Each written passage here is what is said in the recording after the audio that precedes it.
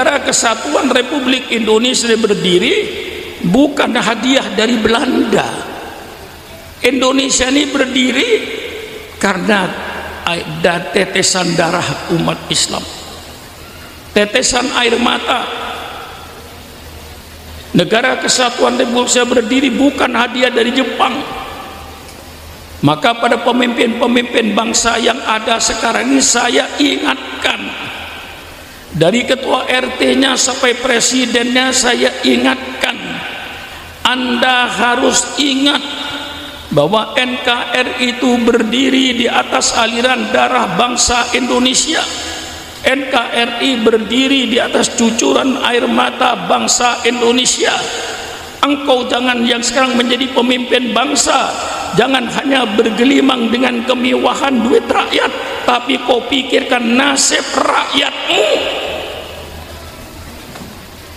Jangan enak-enak jadi bupati, jangan enak-enak jadi gubernur, jangan enak-enak jadi menteri, jangan enak-enak jadi presiden. Pakaianmu itu duit rakyat, mobilnya itu duit rakyat, kasur yang kau tempati tidur itu duit rakyat. Maka hati-hati jadi pemimpin di Indonesia ini. Negara ini didirikan di atas aliran darah, dan insya Allah yang terbesar adalah umat Islam. Para alim ulama yang saya muliakan, wabil khusus Al-Mukarram Kiai Abdul Mu'in bin Kiai Abdul Rahim selaku pengasuh Pondok Pesantren Miftahul Huda, seluruh pejabat-pejabat pemerintah setempat,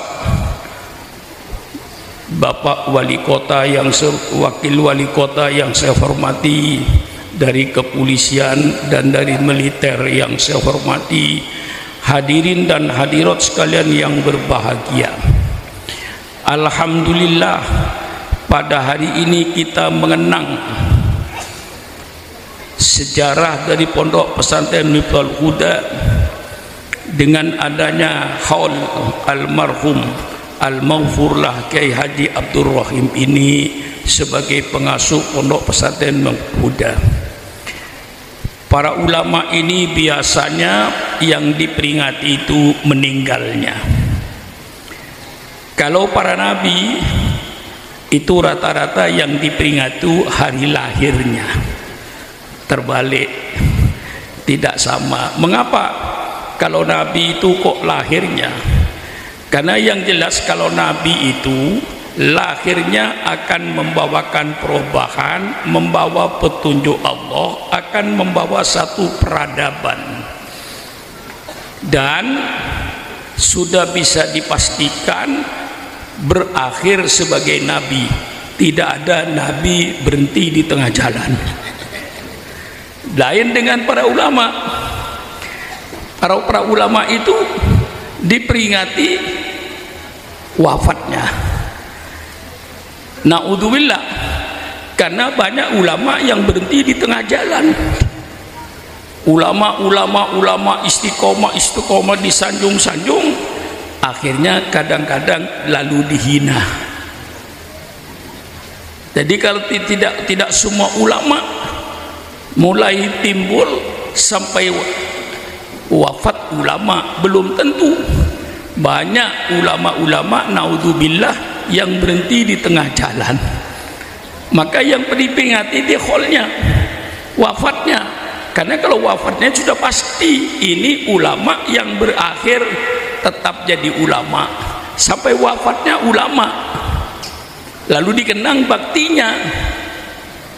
Kita mengenang ulama, mengenang baktinya. Terima kasih baik kepada keluarga besar Bapak Kiai Abdul Rahim, baik kepada pengasuh yang ada sekarang Kiai Abdul Mu'in. Saya ucapkan terima kasih atas segala baktinya kepada bangsa, baktinya kepada negara, baktinya kepada agama melalui jalur pendidikan agama, untuk membentuk putra-putra bangsa yang beriman dan yang bertakwa kepada Allah, supaya negara ini tidak diisi oleh orang-orang yang tidak bertakwa kepada Allah, diisi oleh bajingan-bajingan, diisi oleh perampok-perampok rakyat, supaya dipimpin oleh orang yang beriman kepada Allah, yang bertakwa kepada Allah, yang mereka menginginkan surga dan menginginkan takut kepada neraka. Ini pemimpin yang kita cari, pemimpin yang kepingin surga dan pemimpin yang takut sama neraka. Kalau pemimpin kita tidak ingin surga dan tidak ingin neraka, tidak takut sama neraka, maka ketika memimpin bangsa semau-maunya, sakarepe dhewe. Nah, ini berbahayanya. Maka para ulama ini konsentrasi untuk menciptakan anak bangsa yang beriman kepada Allah, bertakwa kepada Allah dengan segala pengorbanannya. Ini pondok pesantren, dan pondok pesantren mulai pendidikan nasional yang tertua di Indonesia itu. Diakui atau tidak diakui, saya tidak minta pengakuan, karena sudah fakta. Untuk apa minta pengakuan? Pondok pesantren berjalan semenjak sebelum Belanda masuk ke Indonesia, sekitar tahun 1200. Ketika Majapahit mengalami krisis moral, disitulah didatangkan seorang wali min auliaillah, Raden Rahmatullah Sunan Ampel. Dialah pertama kali yang mendirikan pondok pesantren di Indonesia ini, dengan dididik putra-putranya yang akhirnya juga jadi wali songo juga. Alhamdulillah, karena keikhlasan daripada yang mendidik, dengan segala pengorbanan dan pengorbanan. Oleh sebab itu selalu saya menitik beratkan dalam pidato saya ini pengorbanan dan pengorbanan. Karena tidak ada satu cita-cita, tidak ada satu kemauan yang akan berhasil tanpa adanya pengorbanan. Ini intinya. Ya, dalam Islam sampai ada hari raya kurban. Nah, itu menunjukkan bahwa pengorbanan. Negara Kesatuan Republik Indonesia berdiri bukan hadiah dari Belanda. Indonesia ini berdiri karena ada tetesan darah umat Islam, tetesan air mata. Negara Kesatuan Republik Indonesia berdiri bukan hadiah dari Jepang.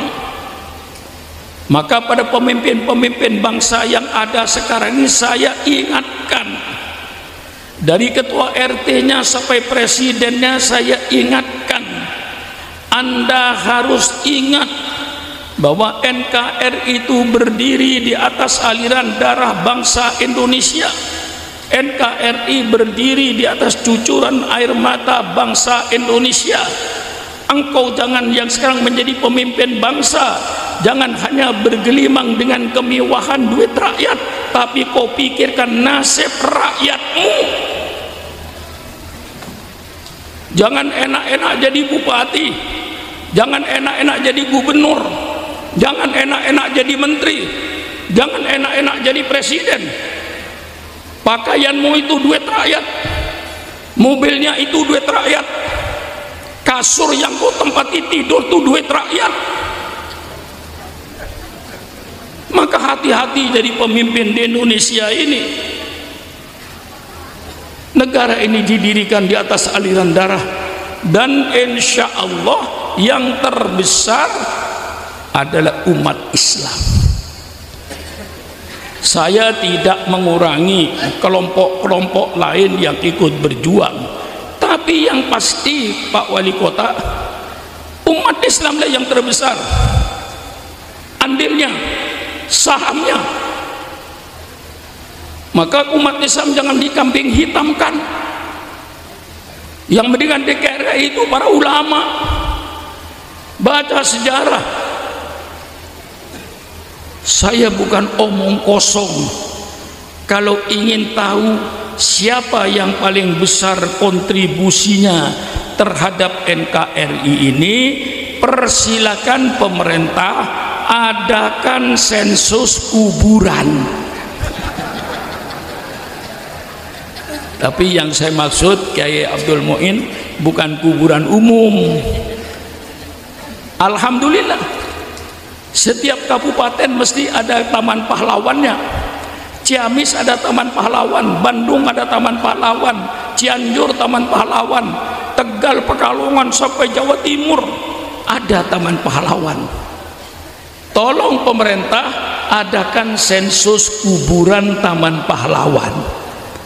Masuk ke taman pahlawan itu, tanya nama siapa, agama apa, nama siapa, agama apa, nama siapa, agama apa, nama siapa, agama apa. Saya yakin Pak Wali Kota 99% darahnya umat Islam untuk NKRI.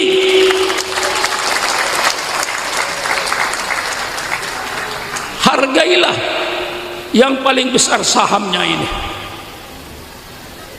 dengan tidak mengurangi kelompok-kelompok lain, tapi yang pasti adalah umat Islam terbesar sahamnya. Malah kalau seandainya ulama waktu itu tidak toleransi, NKRI tidak ada. Saya baca sejarah, ya untung Pak Wali Kota masih ada orang tua seperti saya ini, ya mungkin di majelis ini saya yang paling tua, Bu. Ya, umur saya tahu, Bu, sudah umur 85 tahun Masehi. Kalau tahu bulan Hijriah, umur saya sudah 87 lebih. Umur saya ini. Baca sejarah. Ketika Bung Karno mau memproklamirkan kemerdekaan ini, Bung Karno membentuk tim sebanyak 60 orang untuk mencari formatnya negara ini. 60 orang itu berminggu-minggu, berbulan-bulan gagal. Ya, istilah sekarang deadlock. Akhirnya Belanda membuat 9 orang, termasuk Bung Karno, Bung Hatta, dari kaum Kristen diwakili Amar Amis, termasuk Kahar Mudakir, termasuk juga Pak Yamin, termasuk juga Pak Wahid Hasim. 9 orang ini menggodok bagaimana bentuk negara ini, formatnya. Terjadilah persetujuan negara Republik Indonesia berdasarkan ketuhanan dengan kewajiban menjalankan syariat Islam bagi pemeluknya. Ini yang disebut Piagam Jakarta, yang sekarang sudah banyak yang tidak tahu Piagam Jakarta itu apa. Piagam Jakarta itu bunyinya, negara Republik Indonesia berdasarkan ketuhanan dengan kewajiban menjalankan syariat Islam bagi pemeluknya. Dengan adanya format ini, maka Bung Karno proklamirkan negara Republik Indonesia tanggal 17 Agustus. Diproklamirkan, kami bangsa Indonesia, dengan ini menyatakan kemerdekaan Indonesia. Hal-hal yang mengenai pembinaan kekuasaan dan lain-lain akan dilaksanakan dengan cara saksama dan dalam tempo yang sesingkat-singkatnya, atas nama bangsa Indonesia. Soekarno-Hatta, jam 10 pagi hari Jumat tanggal 17 Ramadan. Apa yang terjadi? Jam 3 sore datanglah utusan dari Angkatan Jepang mengatasnamakan Indonesia Timur. Kalau 7 kata ini tidak dicabut, maka Indonesia Timur tidak ikut. Berarti Indonesia pecah jadi 2, Republik Indonesia Timur, Republik Indonesia Barat. Tanggal 18 Agustus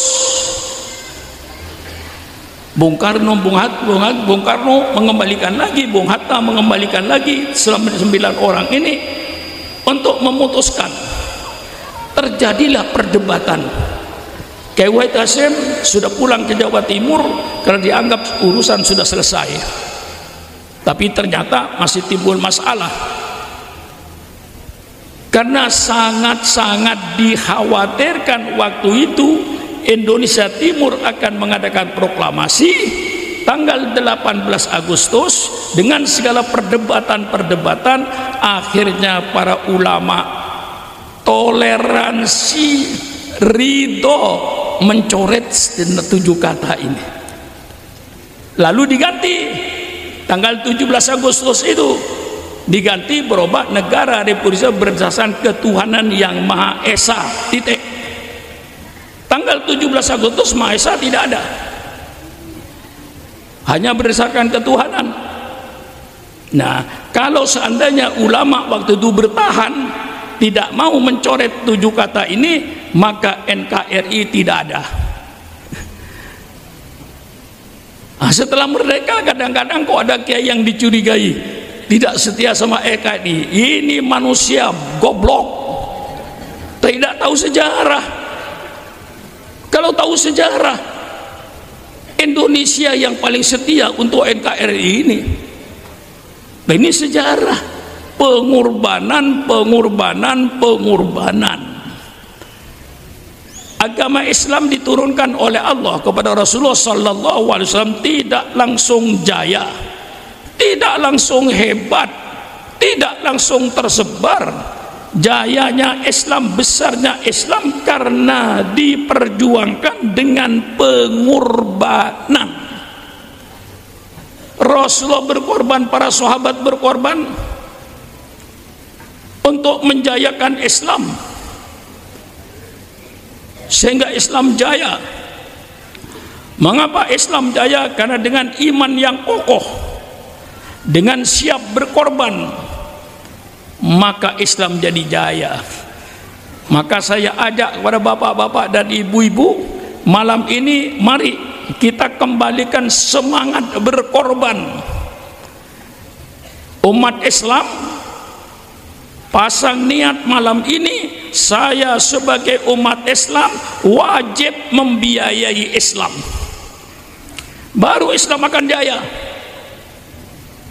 Bukan apa yang saya dapat dari Islam, tetapi apa yang saya berikan kepada Islam. Kalau Islam ingin jaya, bukan apa yang saya dapati dari NU, tapi apa yang akan saya berikan kepada NU. Bukan apa yang saya peroleh dari NU, tapi apa yang saya berikan kepada NU, baru NU akan jaya di Indonesia ini. Selama pikiran orang NU, apa yang saya peroleh dari NU, jangan memimpi NU akan jaya. NU akan jaya kalau orang NU mau membiayai NU. Islam akan jaya kalau orang Islam mau membiayai Islam. Maka semua yang malam ini mendengarkan pengajian saya, sisihkan sebagian hartamu untuk membiayai agamamu. Al-kayyisu mandana nafsahu wa amila lima ba'dal maut. Saya terjemahkan, maaf kayak agak kasar ya, karena kita makhluk kasar. Saya jelaskan secara kasar. Al-kayyisu, orang yang berotak. Siapa kata orang yang berotak? Orang yang menggadaikan diri, menghutangkan dirinya kepada Allah. Wa amila lima ba'dal maut, dan berbuat untuk nanti setelah mati. Itu orang yang berotak. Bukan cuma untuk hidup saja, bukan mobil untuk hidup, rumah untuk hidup. Orang yang berotak, kata Rasulullah, orang yang memikirkan dan berbuat untuk nanti setelah mati. Maka mumpung belum mati, mari kita berbuat untuk setelah mati. Caranya apa? Di antaranya berkorban. Sisihkan sebagian hartanya. Kalau seandainya umat Islam mau menyisihkan hartanya untuk Islam, pasti Islam jaya. 270 juta. Kalau yang Islam saja katakan 150 juta, Dari Islam yang 50 100 katakan 100 juta. Tiap orang keluar 10.000 satu bulan, berapa duit yang akan terkumpul? Miliar. Maka mulai malam ini saya ajak, mari semua umat Islam berpikir, saya wajib membiayai Islam. Saudara dagang sayur, satu hari dapat keuntungan, katakan keuntungan kecil 100.000, sisihkan 10.000 untuk akhiratmu. Kau jadi petani, panen, katakan 1 ton, 10 kilo untuk agama saya. Kalau semua orang, semua penghasilannya yang jadi pegawai negeri, gaji saya 1 bulan 20 juta, ambil 100.000 untuk agama saya. Tapi rutin sisihkan sebagian hartanya. Mari saya ajak berpikir malam ini, mari saudara-saudara kita berbuat nanti untuk setelah mati. Karena nanti saudara pasti ada di kuburan sendirian. Keluarga tidak bisa menolong, jabatan tidak bisa menolong, tinggal amal solehnya yang akan membuat Anda tersenyum. Maka ibu-ibu misalnya, tiap belanja, habis belanja saya yakin ada kelebihannya. Habis belanja lebih ada kelebihan 5.000, kumpulkan.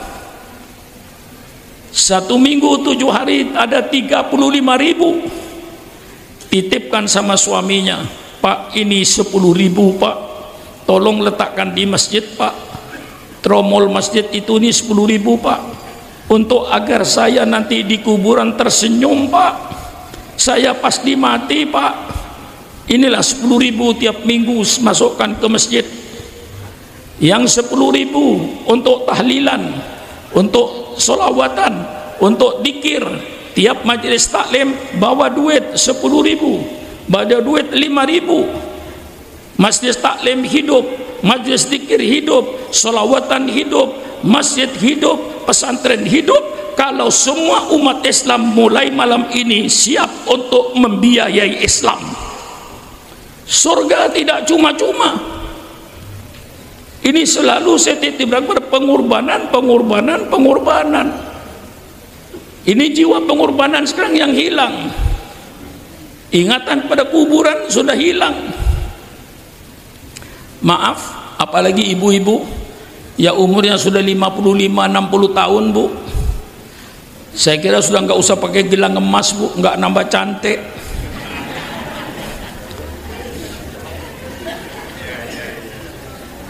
Mudah-mudahan Bu sama-sama panjang umur Bu. Tapi kalau suaminya, kalau ibu meninggal duluan, suaminya masih umur 60 tahun, 55 tahun, kira-kira kawin lagi nggak Pak? Jujur. Kawin lagi apa tidak? Enggak, mati saja kawin lagi kok. Apalagi istrinya meninggal istrinya. Suaminya masih umur 60 tahun. Kawin lagi Bu. Dibuka lemarinya Bu, diambil gelang ibu, dipakaikan sama istri mudanya. Kira-kira ibu di kuburan gigit jari apa tidak? Kira-kira gigit jari apa tidak? Ini penjelasan saya jelas. Coba kasihkan sama pesantren. Ini Kiai, gelang saya untuk membangun pesantren, untuk kebutuhan pesantren. Ibu tersenyum dengan gelang emasnya. Itu namanya kata Rasulullah orang yang berotak. Ya kalau cerdaskan bahasanya bukan yang berotak begitu Kiai, orang yang cerdas. Ya cerdas itu berotak namanya. Maka saya terjemahkan yang kasar. Jadi kalau Anda orang yang berotak, bukan memikirkan hidup ini aja. Ya hidup kita pikirkan, tapi jangan berpikiran hidup saja, kita pasti masuk liang kubur. Nah, itu saya yang minta supaya umat Islam ini seluruhnya siap membiayai Islam. Berarti majelis zikir bawa duit, pengajian ibu-ibu yasinan bawa duit, ke pesantren bawa duit. Tidak usah mengambil duitnya yang di bank, Bu, cukup hariannya aja. Misalnya laki-laki, muliakan apa yang dimuliakan oleh Allah. Kalau Anda ingin menjadi orang yang mulia, muliakan apa yang dimuliakan oleh Allah. Allah memuliakan hari Jumat. Inna yaumal jum'ati sayyidul ayyam. Ini hari Jumat yang dihormati oleh Allah Subhanahu wa taala. Semua umat Islam di Banjar yang merokok, begitu hari Jumat subuh di Tabu Bedok, ini hari Jumat saya berhenti merokok 1 hari. Uang rokok saya untuk masjid. Alhamdulillah, tidak perlu ngemis-ngemis. Orang Islam jangan jadi orang pengemis. Kalau orang Islam jadi pengemis, maka akan diatur oleh yang punya duit. Betul apa tidak? Betul apa tidak? Ada kiai peribahasa zaman jahiliyah. Ya, zaman jahiliyah. Zaman jahiliyah semua orang zaman jahiliyah itu pelihara anjing. Tidak ada yang tidak pelihara anjing. Nah, lalu situ ada pepatahnya zaman jahiliyah, jawe kalbaka yatbakah. Jawe kalbaka, laparkan anjingmu. Yatbakah, baru nurut sama kamu. Anjing kenyang nggak bakalan nurut kiai. Biarkan kiai pegang roti, kalau anjing kenyang dia duduk aja. Tapi ketika anjing itu lapar, melihat kiai Muin pegang roti, diikuti anjing kemanapun saja. Maka ulama-ulama Indonesia, kau jangan jadi anjing lapar. Kalau kiainya jadi anjing lapar, akan diatur oleh orang-orang yang berduit. Tidak mungkin independen kiai lapar. Maaf kasar, tapi insya Allah mantep. Jangan lihat kasarnya, mantepnya, Bu. Saya bikin pidato yang mantep rakyat. Kiai akan mandiri kalau semua rakyat berkata saya wajib membiayai Islam. Masjidnya mandiri, tidak ngemis-ngemis. Majelis taklimnya berdiri, tidak ngemis-ngemis. Pesantren berdiri, tidak ngemis-ngemis. Mengapa? Karena bukan anjing lapar. Jadilah anjing kenyang, tidak diatur oleh orang, sehingga terjadi boneka pemimpin. Di depannya pemimpin Islam, tapi catatannya boneka, diatur oleh orang di luar Islam karena dapat duit dari mereka, sehingga fatwanya tidak fatwa Al-Quran, fatwanya tidak fatwa sunnah Rasulullah, fatwanya fatwa mengikuti pesanan dari yang ngasih duit. Itulah kiai-kiai lapar, anjing-anjing lapar di Indonesia ini. Maka untuk itu umat Islam semua siap. Saya wajib membiayai Islam. Sisihkan 2% dari pendapatannya setiap hari. Apa artinya? Kalau sudah dapat untung 1 hari 1 juta, cuman 2.500, 25.000 untuk Islam. Apa artinya? Dari rezeki yang Allah berikan, sisihkan sebagian. Kata Pak Sukron, orang yang berotak itu orang yang berpikir nanti setelah mati. Itu namanya berotak. Karena kita pasti mati. Nah, kita pikirkan ketika kita di kuburan, apa yang akan kita bawa? Disinilah saya ajak berkorban. Islam jaya karena Rasulullah dengan para sahabat berkorban. Mau perang Sahabat yang punya unta, ya unta, yang punya kurma, kurma, tidak ada yang sayang. Tidak pernah Rasulullah kekurangan biaya kalau sudah mau mengadakan peperangan. Tidak pernah kekurangan biaya. Tidak pernah kekurangan kambing. Tidak pernah kekurangan unta. Tidak pernah kekurangan kurma. Semuanya terpenuhi kebutuhan perang.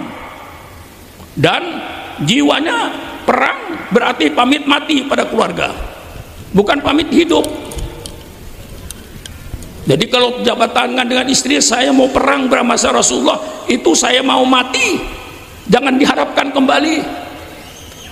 Ini yang membuat Islam itu hebat ketika itu. Setiap yang berangkat tempur sudah tidak mau kembali ke rumahnya.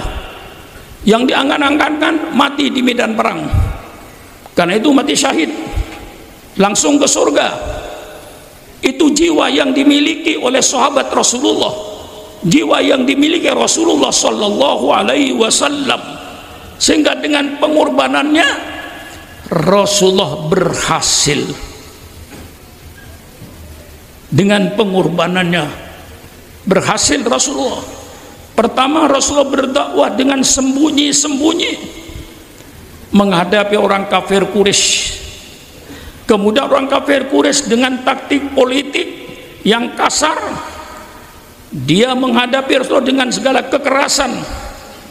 Sahabat Rasul dibunuh, sahabat Rasul disiksa. Sayyidina Bilal radhiyallahu an diikat tangannya, diseret di padang pasir, perutnya dikasih batu supaya mereka kembali pada agama mereka.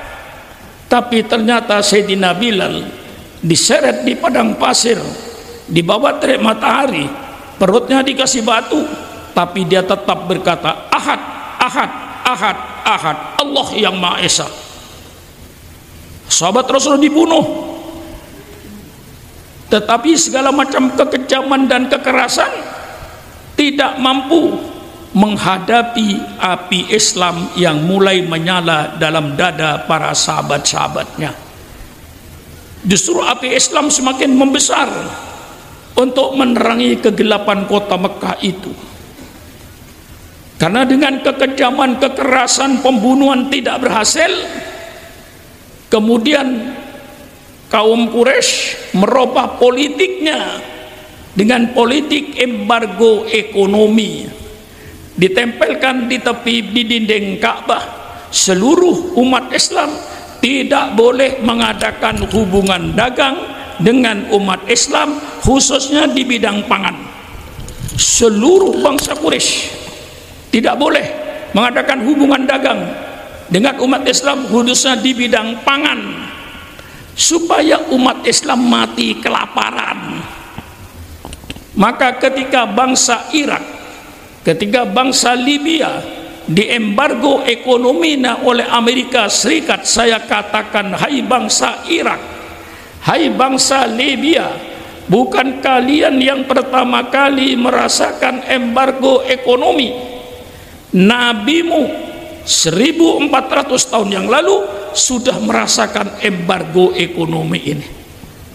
Tapi ternyata politik embargo ekonomi tidak mampu untuk memadamkan Islam. Justru api Islam semakin membesar untuk menerangi kegelapan-kegelapan kota Mekah. Akhirnya dirubah lagi politiknya. Rasulullah itu seorang tokoh yang kenyang dengan politik. Rasulullah tokoh yang kenyang dengan politik. Menghadapi politik kekerasan, menghadapi politik embargo ekonomi, dihadapi Rasulullah semuanya. Kemudian dirubah lagi politiknya dengan politik damai. Didatangi pamannya Abu Thalib, hai Abu Thalib, engkau kan pamannya Muhammad, coba tanya sama ponakanmu itu maunya apa. Kalau ponakanmu ini ingin jadi raja, kami bangsa Arab siap mengangkat Muhammad jadi raja dengan syarat berhenti jadi nabi, berhenti berdakwah. Abu Thalib tanya sama ponakanmu tuh maunya apa? Kalau ponakanmu ingin kaya, kami penduduk Mekah siap menyerahkan kekayaan kami kepada Muhammad sehingga Muhammad menjadi orang yang terkaya di kota Mekah ini dengan syarat berhenti jadi nabi, berhenti berdakwah. Abu Thalib tanya sama ponakanmu maunya apa? Kalau dia ingin kawin dengan gadis-gadis di kota Mekah ini, kami siap mengumpulkan anak perawan di kota Mekah ini. Persilakan ponakanmu kawin 1, 2, 3, 4, 5, 6, 7, 8, 9 dengan syarat berhenti jadi nabi. Kira-kira kiai kalau ditawarkan sama kiai sekarang kira-kira bagaimana ya? Kira-kira ditawarkan harta, wanita, tahta. Ini politik yang dihadapi Rasulullah. Maka Rasulullah matang politiknya itu. Segala macam politik daripada orang-orang kafir Quraisy Rasulullah atasi semuanya. Ternyata Rasulullah tidak mau, menolak, Bu. Maka kiai, kalau ingin kiai berhenti jadi kiai itu gampang, kiai. Kasih jabatan kedudukan yang sibuk. Jangan anggota dewan wali kota ya nggak terlalu sibuk itu. Kalau ingin Syukron Makmun berhenti jadi kiai gampang. Angkat Syukron Makmun jadi menteri luar negeri, baru berhenti jadi kiai. Ada 300 negara, Bu, lebih. Kalau satu negara saya keliling 3 hari aja. Diundang Kiai Abdul Mu'in. Oh Pak Suruh nggak bisa. Apa? Ada di Jerman. Diundang lagi, ada di Tokyo. Diundang lagi, ada di Amerika. Menteri luar negeri. Jadi kalau ingin kiai berhenti jadi kiai gampang, kasih jabatan yang sibuk. Sudah berhenti jadi kiai. Dan tidak sedikit kiai yang seperti itu. Maka itu kalau kiai hall ya, karena sampai akhir husnul khotimah. Kalau Nabi sudah pasti husnul khotimah, maka kelahirannya yang kita ingat karena membawa peradaban yang hebat. Nah, kalau kiai diholin karena husnul khotimah, ingatin jasanya.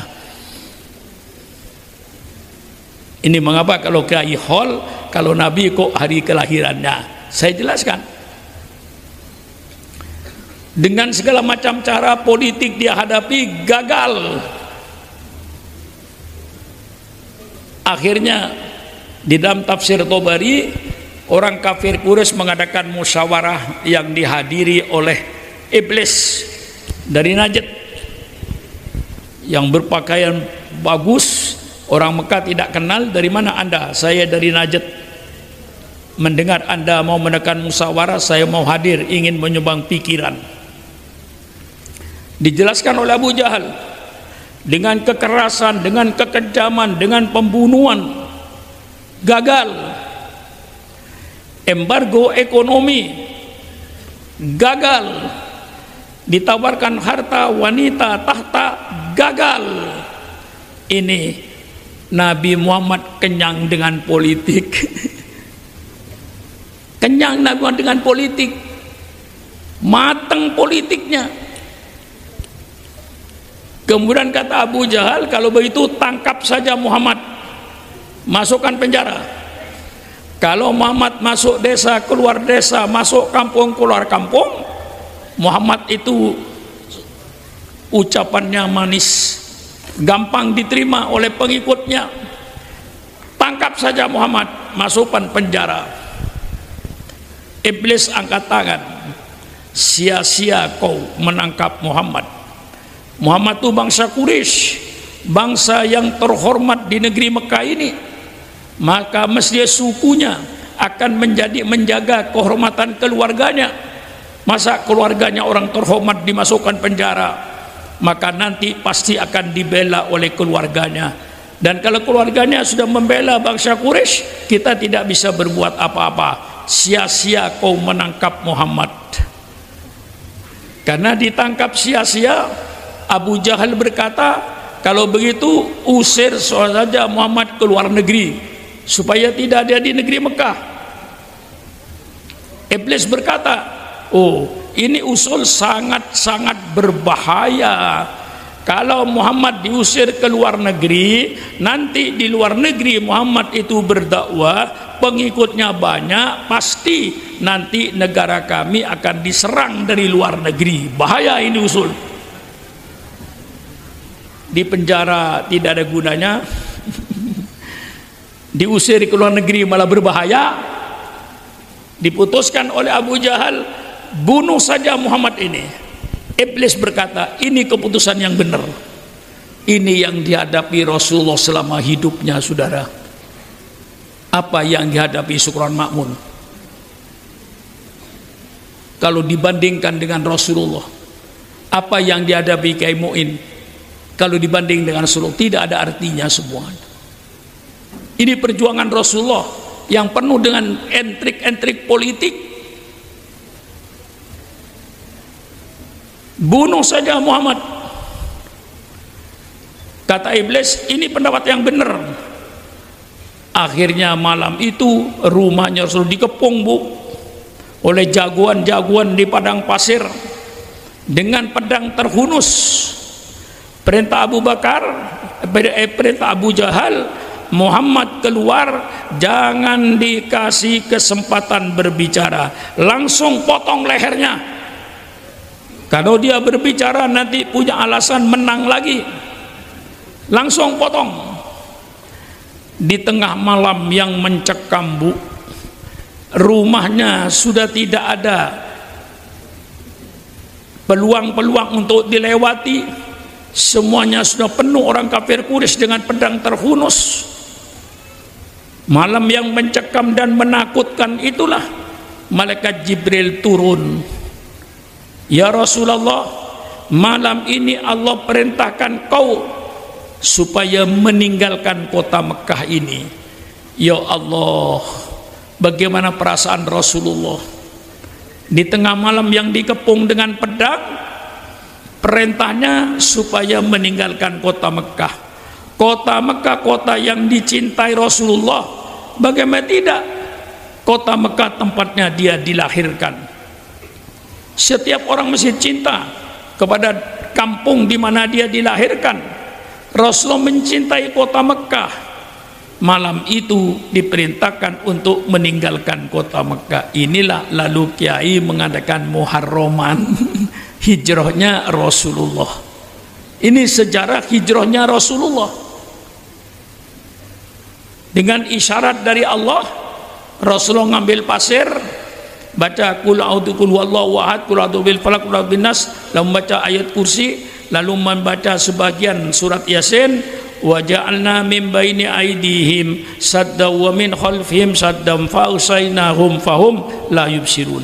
Ambil pasir, semua mereka tertidur. Rasulullah keluar dengan keadaan yang sangat mencekam. Seandainya ada satu saja yang bangun, mesti leher Rasulullah putus. Langsung menuju ke rumahnya Abu Bakar Siddiq radhiyallahu anhu tengah malam yang gelap ini. Abu Bakar kaget, ada apa Rasulullah? Allah perintahkan saya dan kau malam ini untuk meninggalkan kota Mekah. Tengah malam yang gelap mencekam, Sayyidina Abu Bakar tidak menolak.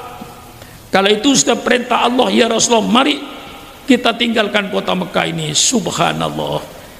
Inilah Sayyidina Abu Bakar membuktikan hadis Rasulullah sallallahu alaihi wasallam, la yu'minu ahadukum hatta akuna ahabba ilaihi min malihi wa waladihi wa walidihi wan nasi ajmain. Tidak sempurna iman seseorang, tidak sempurna iman seseorang sehingga aku, kata Rasulullah, lebih dicintai olehnya daripada hartanya, daripada anaknya, daripada bapaknya, dan seluruh manusia yang ada. Baru imannya sempurna.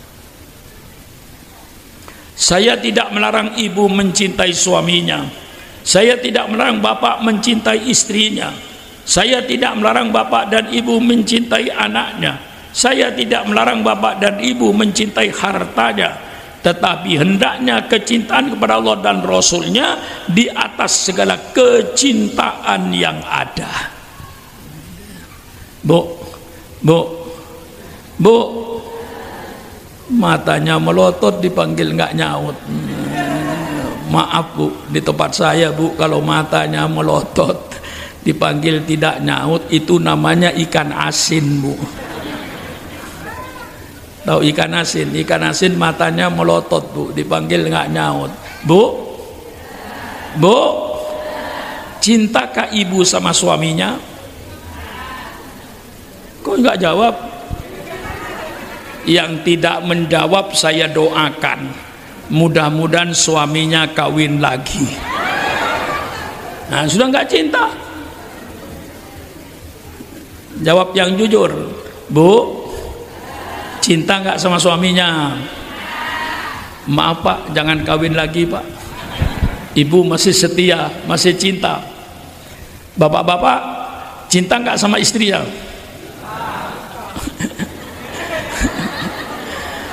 Bu, ini rahasia Bu ya.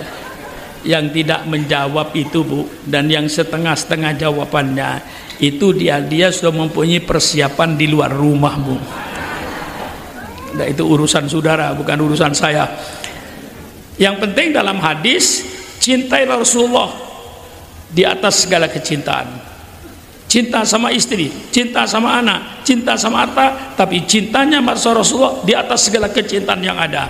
Baru itu imannya sempurna.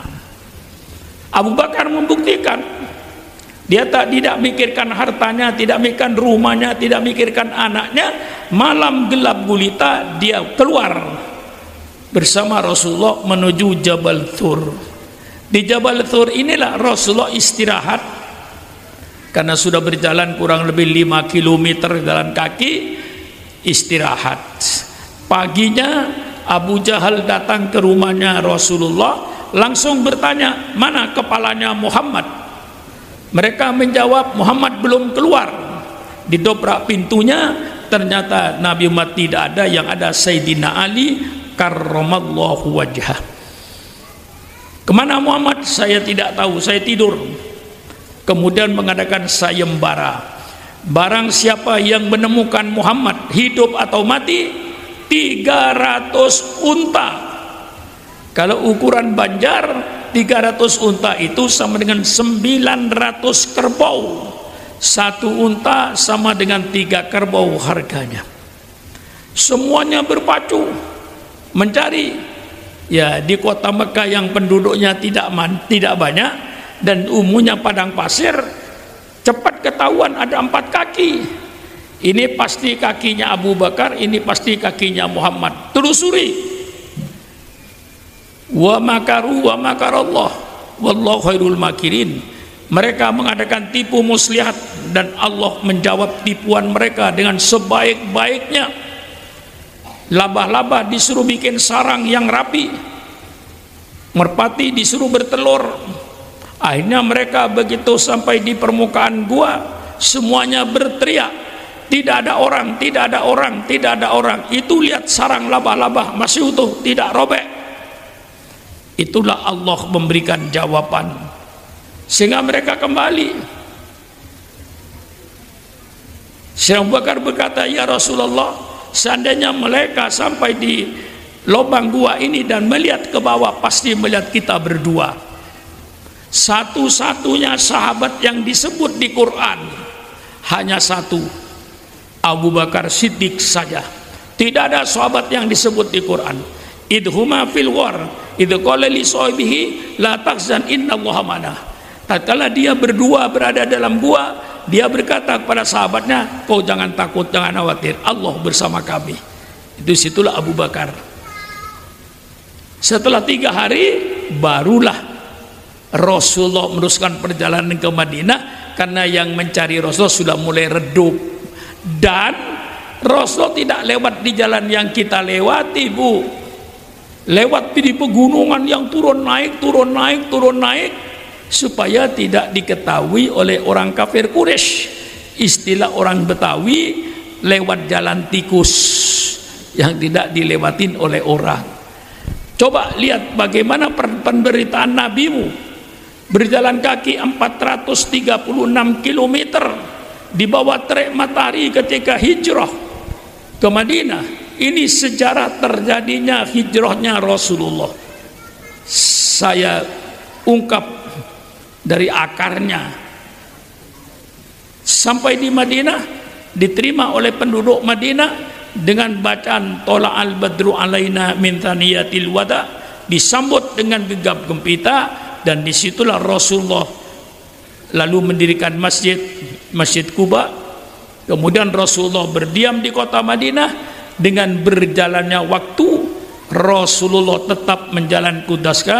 Huwallazi arsala rasulahu bil huda wa dinil haq liyudhhirahu 'alad dini kullih. Dialah Allah yang mengutus utusannya bil huda dengan petunjuk, wa dinil haq dan agama yang benar, liyudhhirahu agar petunjuk Allah diperlihatkan, agar agama Allah diperlihatkan kepada bangsanya, kepada penduduk Madinah.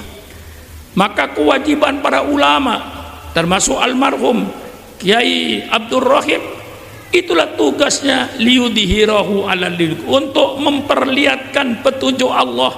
Ini petunjuk Allah, ini agama Allah. Anda pakai persilakan, Anda tidak mau makai sudah kami sampaikan. Wa ma alaina illal balagul mubin. Maka di Madinah ini Rasulullah mulai memperlihatkan peradaban Islam. Rasulullah datang membawa peradaban baru, peradaban Al-Quran dan peradaban sunnah Rasulullah. Al-Quran diturunkan kepada Rasulullah, itu membawa bermacam-macam peradaban, baik peradaban berumah tangga. Al-Quran menjelaskan.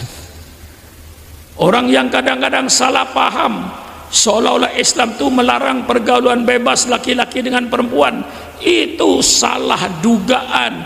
Islam yang memerintahkan agar laki-laki bergaul dengan perempuan sebebas-bebasnya, tetapi lewat pintu.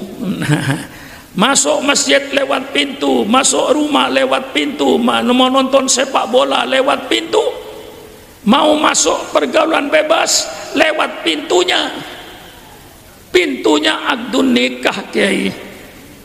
Setelah akdun nikah, angkahtuka wa zawwajtuka bimahtubatika bimahrika wa kata qabiltu wa tasyawa bil ma'ruf, sudah lewat pintunya. Persilakan bergaul bebas. Kiai Abdul Muin pasti hasil pergaulan bebas. Syukron Makmun termasuk hasil pergaulan bebas. Bapak polisi hasil pergaulan bebas. Kalau ayah dan ibunya tidak bergaul bebas, tidak ada bapak polisi itu. Semua ini hasil pergaulan bebas. Siapa bilang Islam melarang? Islam ngasih pintu supaya tidak kayak binatang. Kalau tidak pakai pintu ayam, tidak pakai pintu kambing. Ayah bisa kawin dengan anak, anak bisa kawin dengan ibu, ibu bisa kawin dengan kakak. Itu namanya binatang. Nah, inilah sekarang yang sedang dirintis di Indonesia dengan faham liberalisme. Faham liberalisme itu faham, Bu, menurut pendirinya, menurut seorang tokoh daripada liberalisme bernama Humphrey Cox. Dalam bukunya dia menyatakan liberalisme itu tujuannya untuk membebaskan manusia dari asuhan agama. Berarti liberalisme yang tidak diatur dengan agama, liberalisme yang lepas dari Pancasila, liberalisme yang lepas dari Undang-Undang 45, itu adalah pembinatangan bangsa Indonesia yang sedang diproses sekarang ini.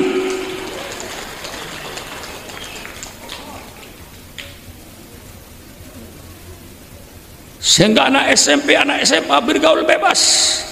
HAM, Sekarang di Eropa perzinaan bukan pidana, Kiai. Perzinaan asal mau sama mau HAM.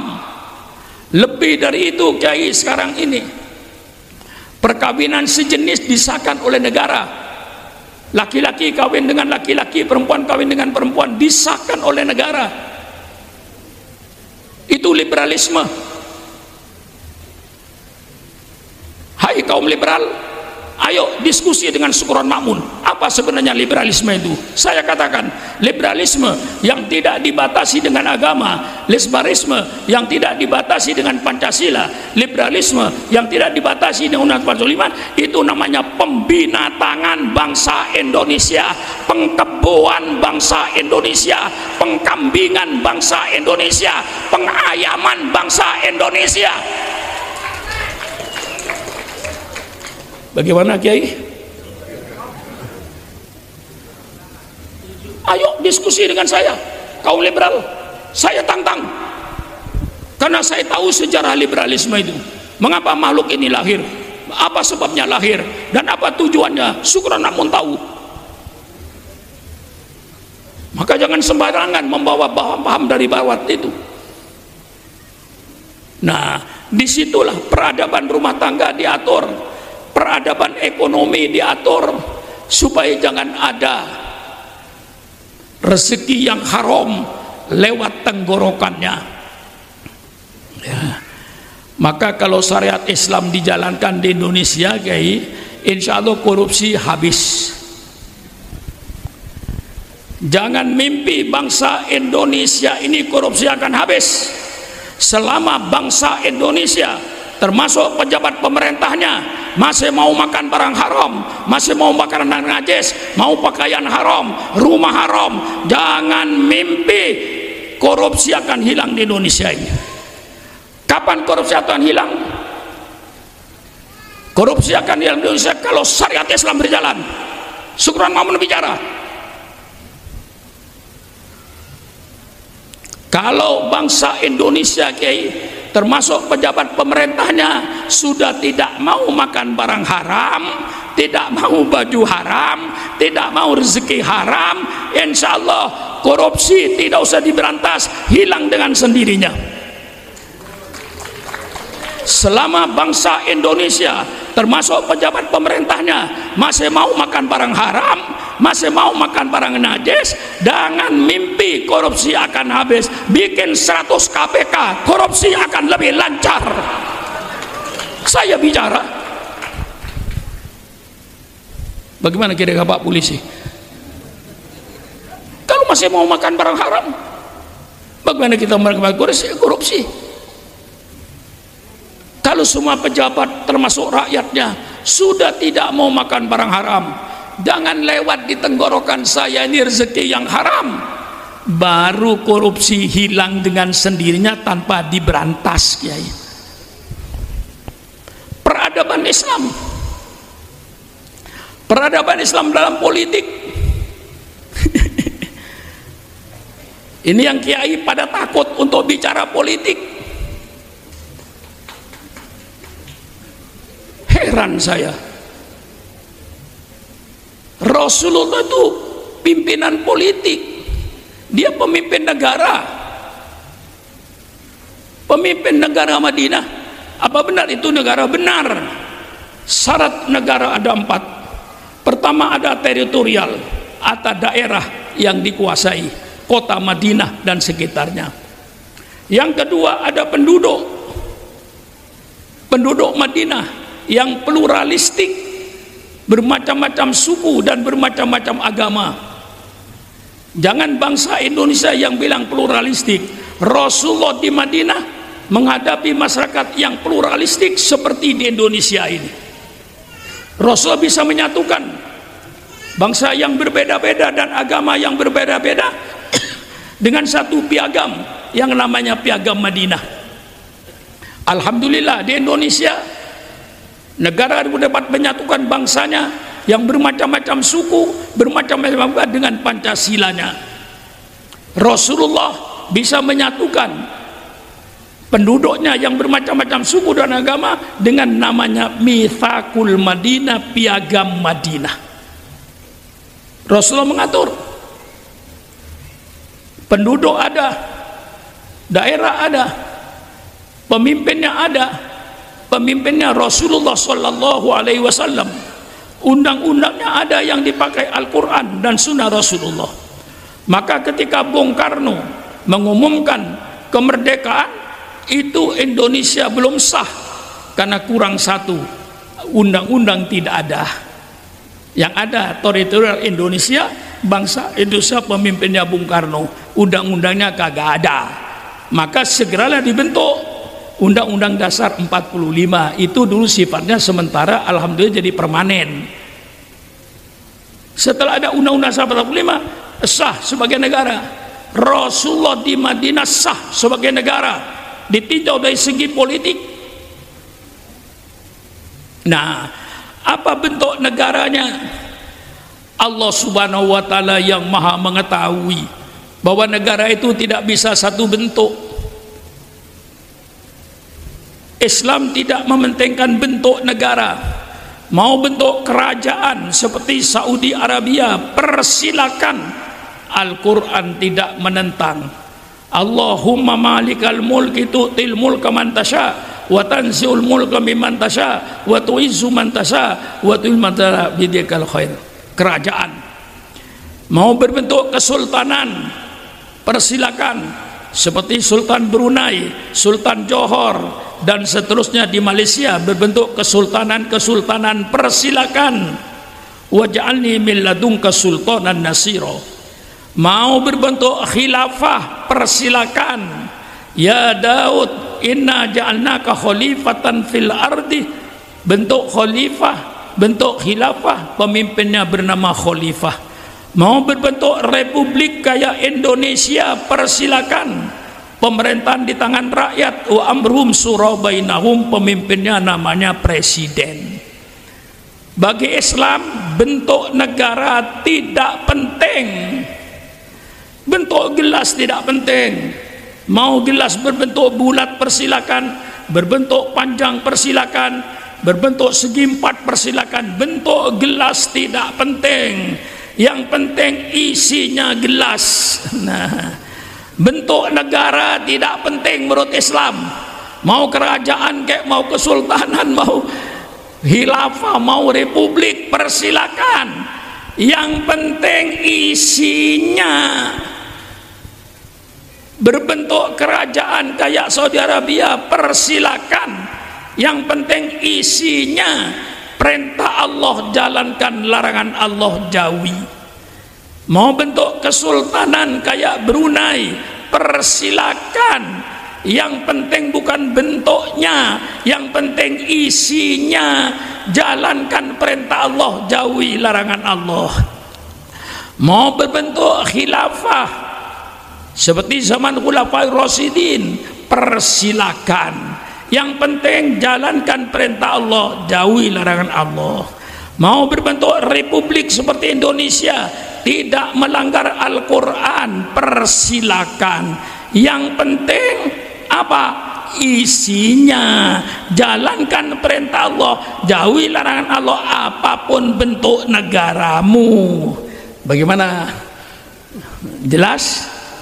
Jelas? Kiai takut bicara politik. Sampaikan politik ini kepada bangsa Indonesia. Lalu nanti carikan politik yang lebih bagus daripada Islam. Saya tantang, tolong carikan sifat pemimpin dalam Islam: sidik, amanah, tabligh, fatona. Cari pemimpin yang sidik, pemimpin yang jujur. Jangan pemimpin yang suka bohong dan membohongi rakyat. Cari pemimpin yang jujur. Ini perintah Allah. Apa ada hukum tata negara di dunia yang lebih bagus dari Islam? Tolong carikan. Ini Islam. Ini Islam. Mau dipakai persilakan. tidak dipakai juga gak apa-apa. Saya cuma kewajiban menyampaikan, tidak ada hak saya memaksa untuk memakai peradaban Islam, tidak ada hak saya untuk memaksa. La ikraha fiddin. Yang penting saya sampaikan, ini tata negara Islam, pemimpin sidik, pemimpin yang jujur. Subhanallah, kapan Indonesia punya pemimpin yang jujur, bukan pembohong, bukan koruptor. Cari pemimpin yang amanah, yang tidak berkhianat. Subhanallah, subhanallah. Hai pemimpin-pemimpin bangsa, Allah memberikan kekayaan alam yang disebut sumber daya manusia. Ini sumber daya manusia untuk bangsa Indonesia. Hai pemimpin-pemimpin bangsa, engkau jangan berkhianat. Kekayaan alam Indonesia tidak dinikmati oleh bangsa Indonesia, bahkan dijual kepada bangsa-bangsa asing. Bangsa asinglah yang banyak menikmati kekayaan Indonesia ini. Pemimpin yang jujur, kekayaan alam ini untuk bangsa Indonesia. Subhanallah, saya paling ngeri di Irian, Papua, Pak. 2 gunung emas sudah habis dibawa oleh Amerika. Rakyatnya masih telanjang, Kiai. Pendidikannya masih terbelakang, Kiai. Emasnya 2 gunung sudah habis, Kiai. Ini fakta. Masih pakai koteka sebagian, Kiai. Pendidikannya masih tidak seperti kita. Emasnya 2 gunung sudah habis dibongkar oleh Amerika. Yang dulu janjinya itu tembaga, tapi nyata bukan tembaga, Kiai. Emas. Subhanallah. Cari pemimpin yang amanah, yang tidak menjual kekayaan alam ini untuk bangsa asing. Kekayaan alam ini untuk bangsanya sendiri, dinikmati oleh bangsa sendiri, dikelola oleh bangsa sendiri. Inilah pemimpin yang amanah, terpercaya, bukan pemimpin pengkhianat. Ini Islam, Kiai. Cari pemimpin tabligh yang transparan, yang jujur, yang tidak menyimpan kebohongan. Itu namanya tabligh, menyampaikan kebenaran, bukan menyampaikan kebohongan, bukan menyampaikan penipuan. Yang keempat, pemimpin itu fatonah. Cari pemimpin yang cerdas, Kiai. Jangan mencari pemimpin yang pelongo-pelongo. Cari pemimpin yang cerdas. Pemimpin yang tidak cerdas, Kiai, kalau ditanya orang, jawabannya dilempar sama orang lain. Itu menunjukkan pemimpin bodoh, Kiai. Contoh yang kecil, Pak Wali Kota Sukron Makmun. Saya pemimpin pondok pesantren Darul Rahman. Kalau ditanya, Pak Kiai, kurikulum apa yang dipakai? Oh, Darul Rahman ini mempergunakan 2 kurikulum. Kurikulum Pondok Modern Gontor Ponorogo dan kurikulum Salafiyah Pondok Salafiyah Pesantren Sidogiri Pasuruan, karena saya mengalami 2 pondok ini. Saya jawab, saya pimpinan. Kalau ada orang tanya sama saya, Pak Kiai, bagaimana kurikulum Darul Rahman? Jangan tanya saya, tanya sama kepala sekolah. Itu berarti Sukron Makmun goblok. Pemimpin harus menjawab dong, jangan diserahkan sama orang lain. Orang lain itu bukan pemimpin. Bagaimana Kiai, bagaimana Pak Sukron soal dapur? Saya jawab, Kiai, soal dapur di Darul Rahman ini saya atur. Yang penting santri tiap hari harus ada sayuran.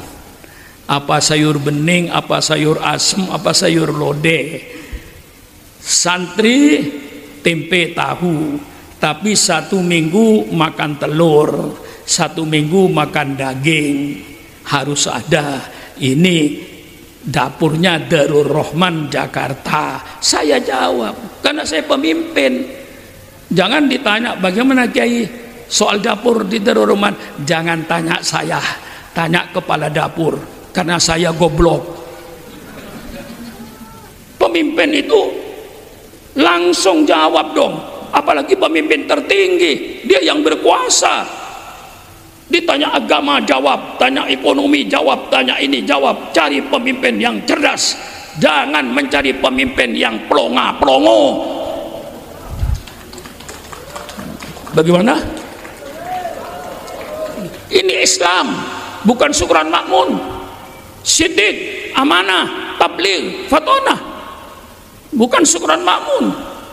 Islam punya peradaban dalam politik. Masya Allah, hebatnya pemimpin. Kapan Indonesia punya pemimpin siddiq, amanah, tabligh, fatonah, Kiai? Kapan, Kiai? Kadang-kadang seolah-olah ganti pemimpin hanya ganti perampok. Seolah-olah giliran ganti pemimpin hanya giliran ganti maling. Buktinya dari sini ke sini korupsi, ganti lagi korupsi lagi, ganti lagi korupsi lagi. Sekarang lebih parah lagi korupsinya. Jadi pemilihan umum itu hanya giliran untuk ngerampok duit rakyat. Hah? Betul apa tidak? Bicaralah yang benar. Saya sudah umur 85 tahun. Pak Wali Kota nggak usah curiga dengan saya. Apa saya maunya Pak Sukron pidato itu? Nggak ada mau saya. Mau jadi gubernur sudah ketuaan, mau jadi wali kota sudah ketuaan, mau jadi apa saya ini? Mau jadi DPR ketuaan, jadi presiden ketuaan. Umur sudah 87 tahun. Yang ada bagi saya kuburan. Jangan sampai saya meninggalkan dunia ini, saya meninggalkan kedoliman dan meninggalkan ketidakadilan. Saya masuk liang kubur, saya tinggalkan keadilan, saya tinggalkan kejujuran. Maka itu saya bicara dengan jujur. Kapan kita punya pemimpin siddiq, amanah, tabligh, fatonah, sebagaimana dibayangkan dalam Islam? Kapan Kiai punya pemimpin begini, Kiai? Hah? Adu dengan tata negara yang lain. Saya tantang, tolong apa ada tata negara yang lebih bagus daripada Islam tentang kriteria pemimpin siddiq, amanah, tabligh, fatonah? Tolong carikan pemimpin yang lebih bagus daripada ini. Insya Allah tidak ada. Hanya Islam yang punya. Pemerintah mau makai persilakan, tidak mau makai persilakan. Yang penting syukran makmun sudah menyampaikan, inilah liyudhirahu ala dini kullih, untuk saya perlihatkan peradaban Islam ini di tengah-tengah bangsa Indonesia ini. Pemilihan pemimpin subhanallah, maaf, pemilihan langsung tidak sesuai dengan Islam dan tidak sesuai dengan Pancasila. Buktinya dalam Pancasila dikatakan kedaulatan rakyat yang dipimpin oleh hikmah kebijaksanaan dalam permusyawaratan perwakilan. Yang milih bupati itu DPRD, bukan rakyat yang tidak tahu. Tukang sayur yang gelar tikar di tepi jalan, jual tomat, jual terong, disuruh milih pemimpin, sedangkan dia itu tidak tahu siapa yang layak jadi pemimpin. Yakin tidak tahu? Betul apa tidak? Betul apa tidak? Orang yang tidak tahu siapa yang layak jadi pemimpin disuruh memilih pemimpin, otaknya tidak waras.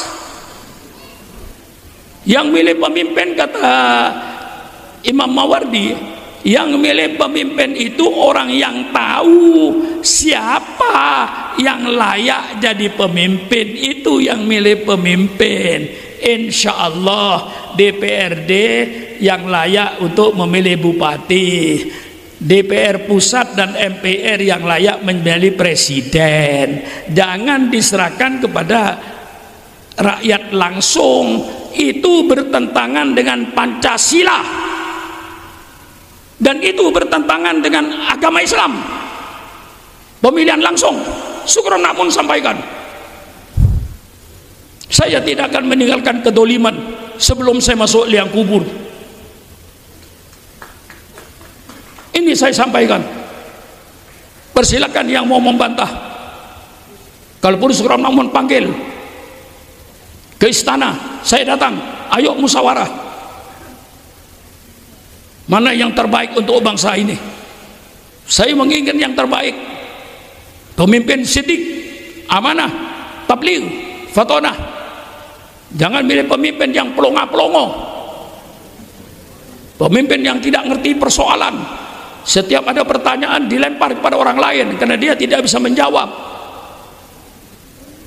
Mari kita jujur.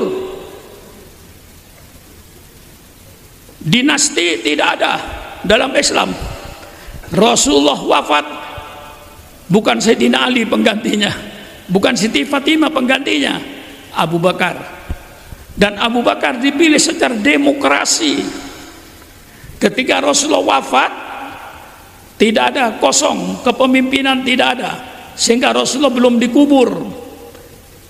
Kaum Muhajirin, kaum Ansor kumpul di Saqifah Bani Sa'idah.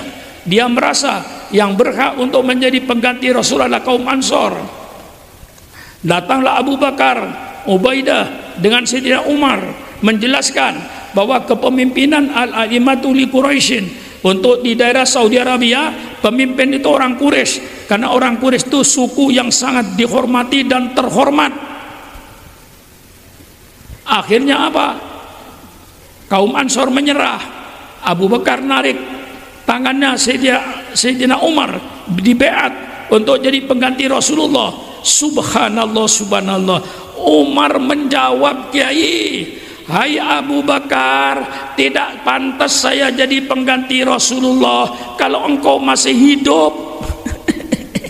Ada nggak kira-kira orang yang begini sekarang? Ada kira-kira Pak Wali Kota orang yang begini? Nggak ada. Mau diangkat jadi presiden menolak dengan berkata, Abu Bakar, bukan saya tidak mau dalam hatinya, tidak pantas saya ini menjadi pengganti Nabi Muhammad. Kalau engkau masih hidup, engkaulah yang lebih layak. Dibeatlah oleh elit politik. Jadi Sayyidina Abu Bakar dipilih oleh elit politik. Elit politik Muhajirin, elit politik kaum Ansor memilih Abu Bakar. Dibeat. Bagus, demokrasi. Tapi yang memilih siapa? Orang yang tahu siapa yang layak jadi pemimpin, bukan tukang sayur, bukan tukang kebun. Orang yang mancing ikan di Pangandaran tidak tahu siapa yang layak jadi gubernur Jawa Barat itu.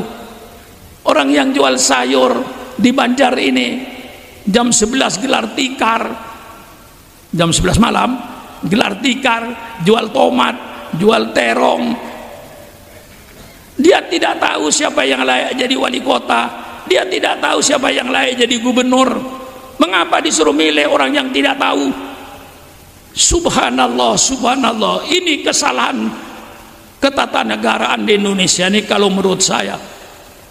Yang pantas memilih wali kota itu DPRD.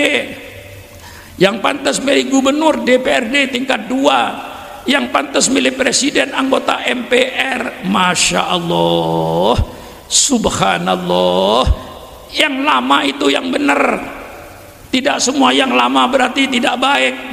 Tolong pemerintah tinjau kembali itu peraturan pemilihan umum itu. Nah, ini politik dalam Islam. Dari Sayyidina Abu Bakar tidak dinasti, tidak turun kepada anaknya, tapi turun pada Sayyidina Umar Ibn Al-Khattab yang demokrasi, walaupun itu dasarnya wasiat. Setelah Abu Bakar merasa dirinya mungkin tidak lama lagi, setiap ketemu dengan penduduk Mekah dia bertanya, kalau seandainya saya mati, siapa ya yang pantas menjadi pengganti saya? Rata-rata Umar. Ditanya lagi Umar, ditanya lagi Umar. Seandainya saya mati, nanti siapa ya yang pantas menjadi pengganti saya? Umar. Hampir 90% Umar. Akhirnya Abu Bakar berwasiat, kalau saya mati Umarlah pengganti saya. Redup. Karena demokrasi berdasarkan survei.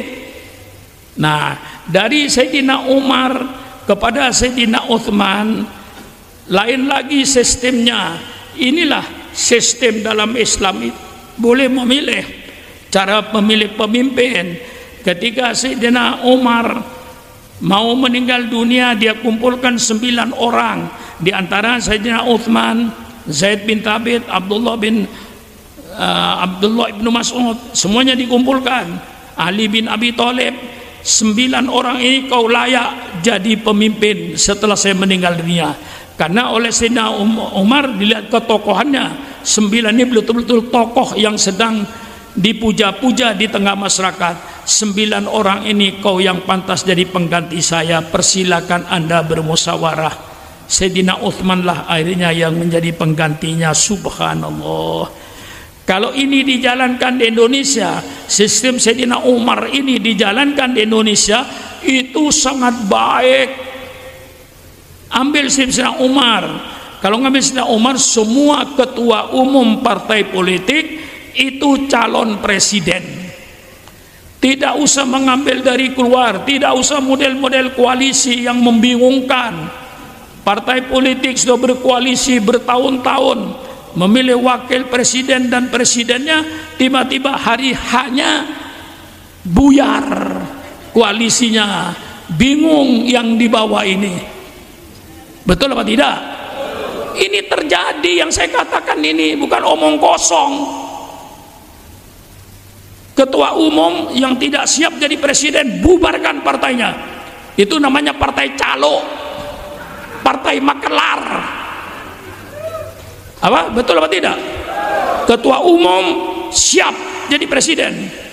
Kalau ada partai politik 9 calon presiden, nggak usah mencari presiden, nggak usah mencari, cukup ketua umum partai politik. Dan itu demokrasi, karena ketua umum dipilih oleh muktamar, ketua umum dipilih oleh kongres. Betul-betul demokrasi. Kemudian semua ketua umum partai politik calon presiden, pilih 3. Setelah pilih 3, pilih 1. Yang 1 jadi presiden, yang nomor 2 jadi wakil presiden, yang nomor 3 jadi menteri. Boleh milih sendiri. Demokrasi, guys. Akur semuanya. Anggota DPR tetap anggota DPR. Ini biasanya kiai salahnya di Indonesia, kalau partainya sudah berkoalisi dengan pemerintah, lalu DPR-nya jadi bebek. DPR-nya jadi bebek, tinggal stempel. Mestinya tidak. Biar berkoalisi, biar menterinya dari partainya. Katakan, saya partai A, menteri agamanya partai A. Kalau salah, tetap partai ini koreksi. Jangan dibiarkan. Ini biasanya tidak, kalau partainya sendiri dibela walaupun salah. Inilah rusaknya politik di Indonesia. Kalau sudah berkoalisi dengan pemerintah, lalu di DPR menjadi bebek semuanya, tinggal stempel, tanda tangan. Ini rusaknya negara. Saya perbaiki. Inilah yang terjadi sekarang ini, Kiai. Nah, cara milih pemimpin sangat bagus. Lalu sekarang tujuan mendidik negara apa? Tujuannya membuat negara ini, tujuannya baldatun thayyibatun wa rabbun ghafur. Negara yang aman, tentram, sejahtera. Ini yang menjadi cita-cita. Dalam Islam, untuk menuju baldatun thayyibatun ada 4 pilar. Hai pemerintah Republik Indonesia, Anda mau makai persilakan, Anda tidak mau makai syukran makmun, tidak menyesal. Saya cuma menyampaikan, kalau ingin menuju baldatun thayyibatun rabbun ghafur, saya baca dalam revolusi politik yang dipimpin oleh Umar ibn Abdul Aziz. Umar ibn Abdul Aziz mengatakan revolusi politik dalam Islam yang asalnya pemimpin negara berdasarkan keturunan, sekarang pemimpin negara harus kembalikan kepada rakyat. Nah, dalam kitabnya untuk menuju baldatun thayyibatun wa rabbun ghafur, negara sejahtera, negara aman tentram, negara di bawah keridhaan Allah. Bagaimana caranya? Ada 4. Pertama, wasawirhum fil amri. Hai Muhammad, engkau nabi. Hai Muhammad, engkau rasul. Tapi masalah politik kau harus bermusyawarah dengan sahabat-sahabatnya. Dipraktekkan Rasulullah ketika perang Uhud. Diadakan musyawarah perang dalam kota atau perang luar kota. Kalau perang dalam kota, maka banyak korban-korban sipil yang akan menjadi korban. Tapi kalau korban di luar kota, yang jadi korban hanya tentara. Diputuskan musyawarah perang di luar kota, terjadilah perang Uhud. Nabi umat yang nabi diwajibkan musyawarah, apalagi yang bukan nabi. Presiden bermusyawarah, sultan bermusyawarah, kemudian khalifah bermusyawarah, raja bermusyawarah. Jangan ada keputusan pribadi, jangan ada peraturan yang keluar dari pribadi. Peraturan presiden, keputusan presiden dalam Islam tidak benar. Keputusan presiden berdasarkan musyawarah, peraturan presiden berdasarkan musyawarah. Kalau ada peraturan keputusan pribadi, ini nanti lama-lama akan menuju pada diktator, dan sudah terbukti di Indonesia ini. Bagaimana Pak Wali Kota? Bagaimana Pak Polisi? Nilai pidato saya ini. Evaluasi, apa saya ngacau? Apa saya memberikan kebenaran? Ini dalam Islam. Yang kedua, di dalam Islam untuk menuju baldatun thayyibatun wa rabbun ghafur, negara adil, makmur, sejahtera. Innallaha ya'murukum an tu'addul amanati ila ahliha. Serahkan jabatan-jabatan negara ini kepada ahlinya. Jangan mengangkat pejabat karena senang, itu tidak benar. Jangan mengangkat pejabat karena balas jasa, itu tidak benar. Angkatlah pejabat pemerintah itu yang profesional. Jangan sembarangan mengangkat ketua RT, jangan sembarangan mengangkat ketua RW, jangan sembarangan mengangkat lurah, jangan sembarangan mengangkat wali kota, jangan sembarangan mengangkat bupati, jangan sembarangan mengangkat gubernur, jangan sembarangan mengangkat presiden, jangan sembarangan mengangkat menteri, jangan sembarangan mengangkat ketua DPR. Pilihlah mereka yang profesional. Quran, bukan sukron makmun. Innallaha ya'murukum an tu'addul amanati ila ahliha. Maka dalam hadis politik, ketika Rasulullah ditanya, kaifa ita'atuha ya Rasulullah, bagaimana hilangnya kepercayaan Rasulullah?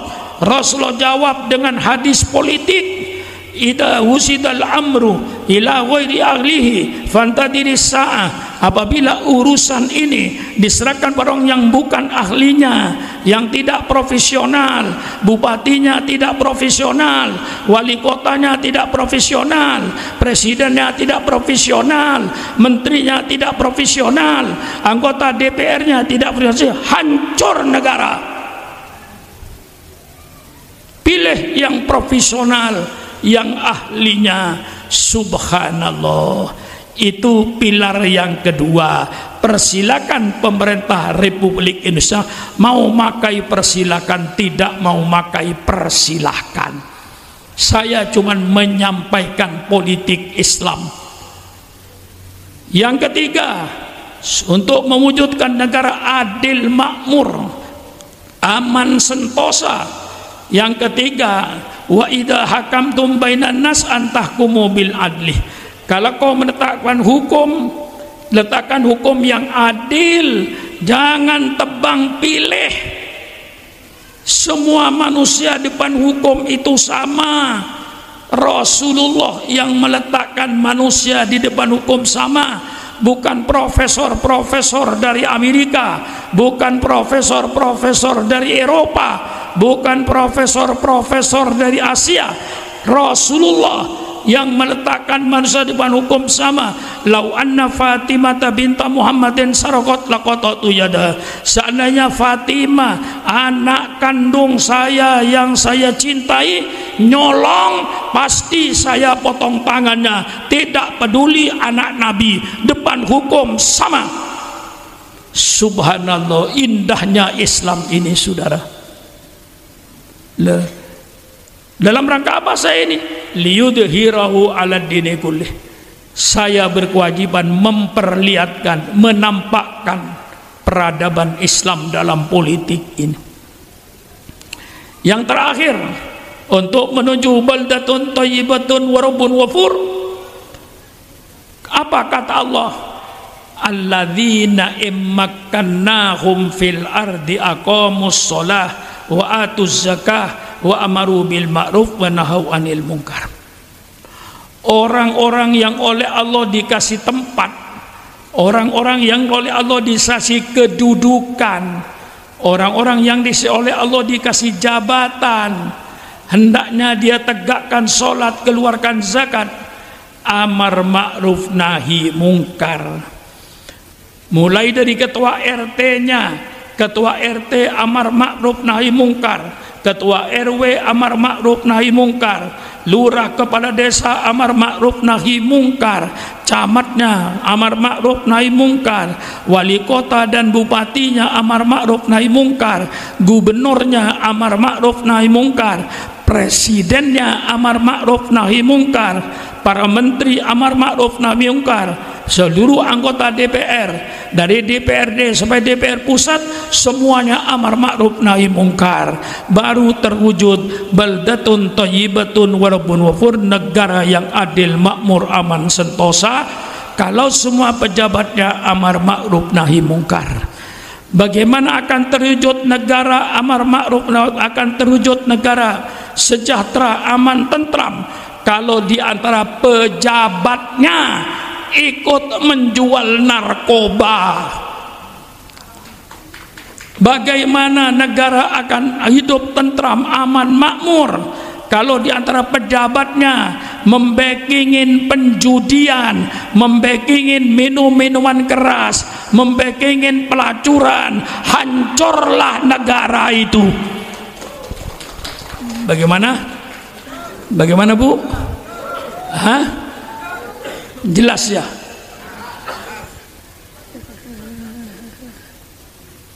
Yaitu kewajiban saya menyampaikan ajaran Quran.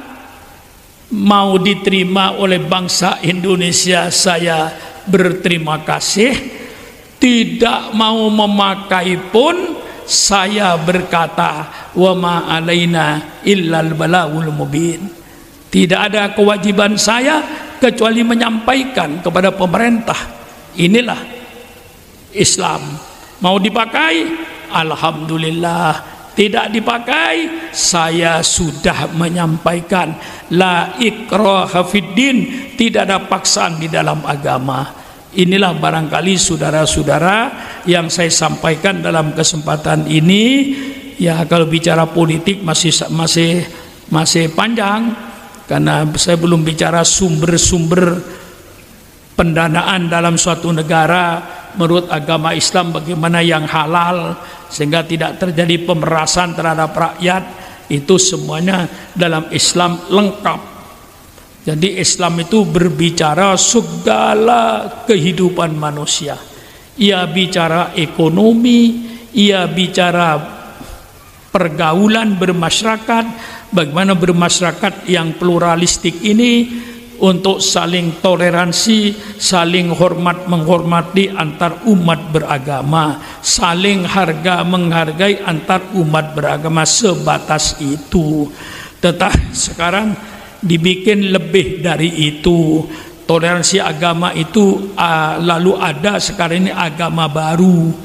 Mana agama baru itu? Agama baru itu ialah agama yang membenarkan semua agama. Itu agama baru. Saudara tidak merasa kalau sekarang ada agama baru? Agama baru ini agama yang membenarkan semua agama. Semua agama benar, semua agama sama. Karena tidak ada agama yang menyuruh kepada kejahatan. Semua agama menyuruh kepada kebaikan. Jadi semua umat beragama nanti masuk surga, karena semua agama tujuannya ke surga. Ini termasuk pemurtatan terhadap umat Islam. Bagaimana saya katakan pemurtatan? Karena dalam Islam itu yang benar hanya satu agama. Innad dina indallahil Islam. Agama yang diridhoi Allah agama Islam. Tapi Allah juga menyuruh supaya toleransi. Ayatnya jelas. Qul ya ayyuhal kafirun la a'budu ma ta'budun wala antum abiduna ma a'bud wala ana abidum ma abattum wala antum abidun lakum dinukum waliyadin. Hai orang-orang kafir, saya tidak menyembah kepada apa yang kau sembah, dan engkau pun tidak menyembah kepada apa yang saya sembah. Saya pun tidak menyembah kepada apa yang kau sembah, dan engkau pun bukan penyembah kepada apa yang sembah. Agamamu agamamu, agamaku agamaku. Agamamu agamamu, jalankan agamamu, saya tidak mengganggu agamamu. Agamaku agamaku, kau jangan mengganggu agamaku. Lo gua, lo jangan menggoda gua jangan menjaga lo. Bagaimana? Jelas kan toleransi itu? Kalau dikatakan semua agama sama, Bu, semua agama apa masuk surga? Pemurtatan. Ya, saya tanya ini, ada anak yang tujuh, saya tanya yang moto ini, yang sholat subuh masuk surga, yang tidak sholat subuh masuk surga, surganya sama, milih yang mana? Hah? Jujur, milih yang mana? Milih yang sholat subuh? Goblok, goblok. Milih yang sholat subuh. Tidak sholat subuh masuk surga, yang sholat subuh masuk surga, surganya sama. Hah? Pakai otak. Inilah pemurtatan sekarang yang sedang berjalan di televisi, di YouTube. Ini yang sedang berjalan pemurtatan ini. Saya selamatkan orang Banjar ini. Yang puasa Ramadan masuk surga, yang tidak puasa Ramadan masuk surga, surganya sama. Milih yang mana?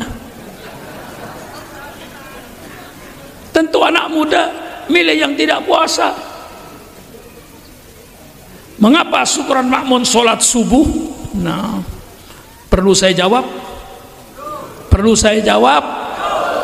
Mengapa Syukron Makmun sholat subuh? Karena Syukron Makmun yakin dengan sholat subuh insya Allah Syukron Makmun masuk surga. Tidak sholat subuh masuk neraka. Paham, Bu? Ini ada agama baru, Bu, di Indonesia ini. Agama yang membenarkan semua agama. Pokok semua agama benar, semua agama masuk surga. Yang puasa Ramadan masuk surga, yang tidak puasa Ramadan masuk surga. Mengapa Syukron Makmun puasa Ramadan? Saya berpuasa Ramadan karena saya yakin dengan puasa Ramadan insya Allah Syukron Makmun masuk surga. Tidak puasa Ramadan masuk neraka. Bagaimana? Jangan toleransi dijadikan pemurtatan. Kita hargai.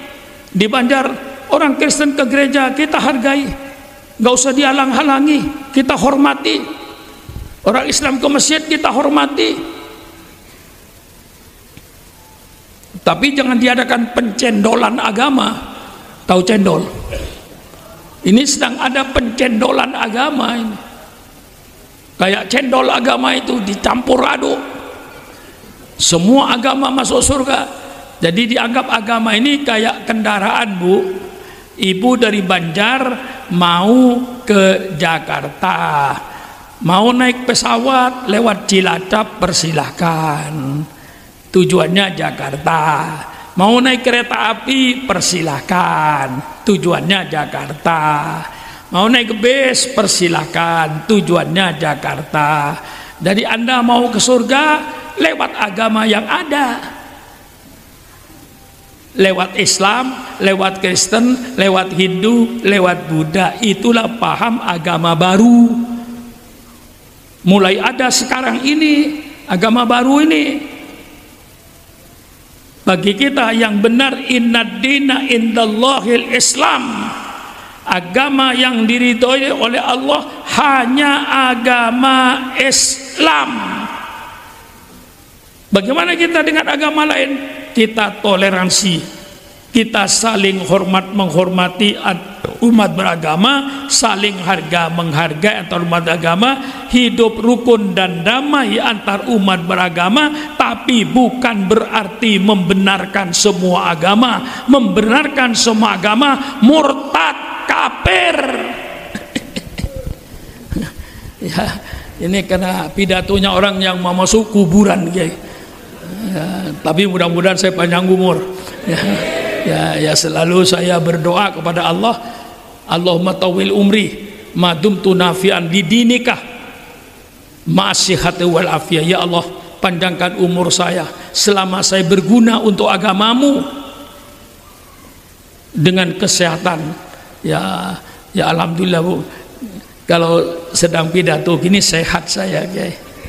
Padahal saya terganggu, Pak, dua oleh Allah itu. Satu, paha sebelah kiri ini, sebelah kanan ini barang tiruan bikinan Jerman tulangnya itu. Jadi tulang yang asli diganti, guys. Diambil dari yang dibikin oleh Jerman, yang kayak telur itu loh, kayak bulat di dalam tuh, kan ada tulang yang bulat itu. Nah, itu bikinan Jerman, guys. Nah, itu kanan. Terganggu saya, mata sebelah kiri agak kurang jelas. Kalau ketua yang kanan normal. Saya berobat kemarin minggu yang lalu, saya ada di Pulau Pinang. Saya berobat ke obat mata ke Pulau Pinang. Yang kemarin dokter itu kontrol tiap bulan, lalu kontrol 4 bulan. Kemarin dokter pada saya sudah, Pak, saya kasih obat untuk setengah tahun. Jadi 6 bulan nanti Bapak kesini lagi, saya kontrol lagi bagaimana perkembangan mata. Jadi 2 ini, Bu, yang oleh Allah dikasih ujian. Satu mata sebelah kiri, tapi alhamdulillah sudah mulai membaik, rasanya sudah mulai enak, tidak terganggu. Yang agak terganggu ini guys. Jadi kalau jalan dalam rumah saya nggak perlu dipimpin. Kalau dalam rumah, tapi kalau keluar rumah, kalau ada tanah tidak rata itu mudah terganggu ini. Jadi saya yang merasakan mana lebih bagus bikinan Allah atau bikinan Jerman. Nah, kalau Kiai nggak bisa jawab. Kalau saya jawab 100% lebih bagus bikinan Allah. Ketika dibikin oleh Allah, saya badminton biasa, lari biasa. Nah, diganti dengan bikinan Jerman, susah lari, Kiai. Hanya bisa jalan. Tapi untungnya kata dokter, kalau ini tulang tidak saya ganti, Pak, Bapak sehat, tapi harus pakai roda. Biar dalam rumah pakai roda. Tapi kalau saya ganti dengan bikinan Jerman ini tulangnya, jadi dioperasi kayak tulang yang lama diambil, diganti tulang baru. yang bikinan Jerman itu nanti Bapak bisa jalan, tidak usah pakai roda, tidak usah pakai tongkat, tapi kalau jaraknya dekat. Jadi kalau dalam rumah saya nggak pakai tongkat kayak biasa, tapi kalau keluar dari pondok itu saya pakai tongkat. Nah, karena kalau sudah naik sedikit itu lain rasanya kayak. Jadi ini paha kanan ini Mercedes kayak bikinan Jepang, bikinan Jerman. Harganya lumayan kayak. Saya berpikir ya Allah, kalau orang yang tidak punya kawan, kalau saya ini alhamdulillahnya banyak kawan saya loh. Orang yang kalau seandainya saya nggak punya kawan ya mungkin nggak diganti kayak. Sekitar selesai itu saya harus bayar 320 juta seharga mobil Avanza baru lah ya, tapi karena saya banyak kawan ya alhamdulillah, kawan yang dengar itu, jadi nggak ada persoalan soal duit itu guys. Cuman persoalannya kurang enak, tidak seperti aslinya gitu aja. Nah, inilah yang saya sampaikan. Mudah-mudahan pemerintah juga memahami apa yang saya sampaikan ini. Bukan saya memaksa, saya sebagai seorang muslim harus memperlihatkan ajaran Islam ini. Bagaimana ada seorang yang para kiai pada umumnya takut bicara politik itu, padahal Nabi Muhammad itu termasuk orang yang pimpinan yang kenyang dengan politik ya. Nah, saya kira paling kenyang politik itu Rasulullah menghadapi orang kafir Quraisy itu. Inilah dari saya, mudah-mudahan pondok pesantren ini menjadi pondok yang berkah. Allahumma jal hadal ma'had nafi'an mubarakan lil Islam wal muslimin.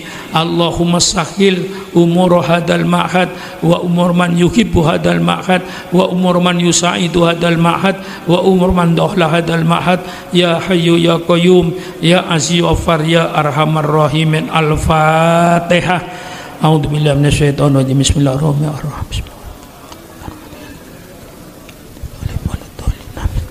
Allahumma bihaqqil Fatihah wa bi sirril Fatihah wa bi karamatil Fatihah wa bi barakatil Fatihah wa bi jahi man unzila alaihil Fatihah ya farijal ham ya kasifal gham ya man li abdi yaghfir wa yarham.